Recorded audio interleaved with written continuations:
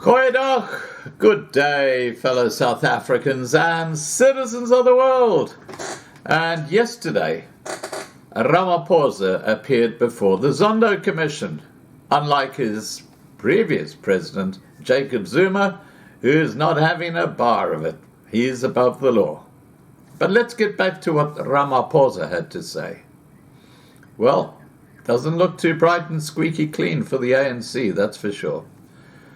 President Cyril Ramaphosa acknowledged to the people of South Africa that state capture took place under the ANC and that the party did not always live up to the values and principles of the governing party. I would rather put that, when did the ANC ever live up to the values and principles of the governing party? In his opening statement before the Zondo Commission of Inquiry into State Capture, starting 4 days of testimony, Ramaphosa said that leaders and members of the ANC had been part of state capture.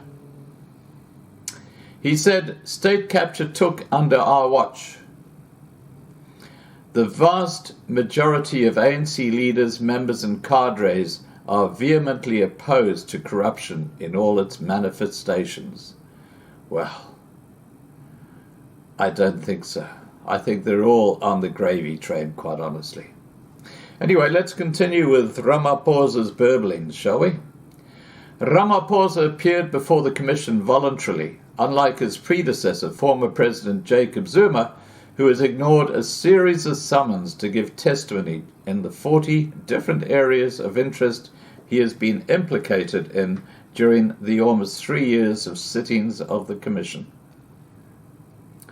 State capture is broadly defined as a period beginning from around 2011 to the end of 2017, when an estimated 1.2 trillion rand in public finances and public opportunities was extracted from South Africa by two key patronage works. Now, note we aren't talking quadrillion here, we're talking trillion, 1.2 trillion rand. Huge, huge figure.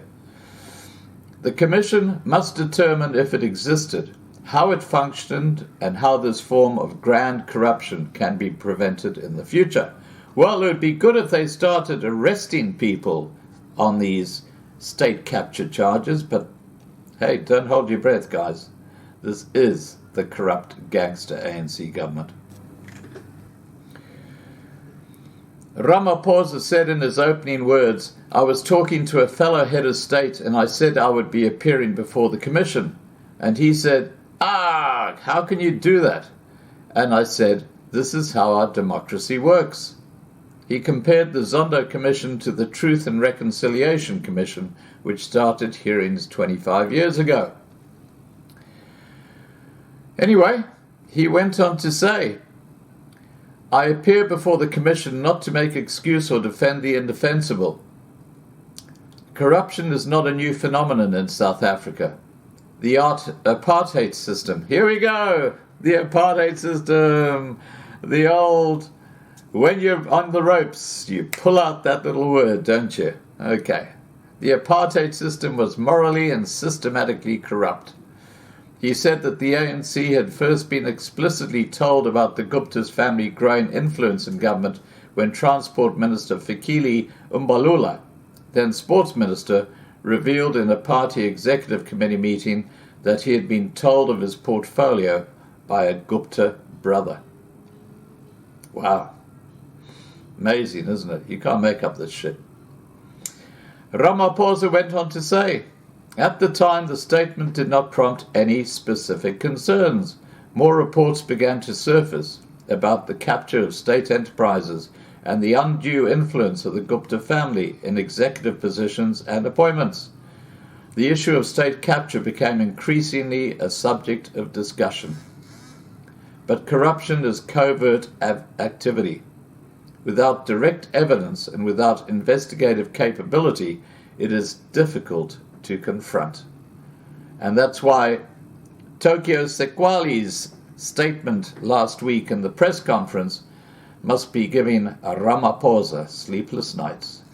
Because I have no doubt that he is one of the secret beneficiaries of the money from that heritage fund that was meant to be used for the poor in South Africa, but was salted away into private accounts of the well-connected ANC. Please remember to register on lovinglivetv.com to be kept informed. Please remember to subscribe on Loving Life on YouTube. Please remember to like this video. Please remember to share this video. And above all, please stay safe. Bye for now.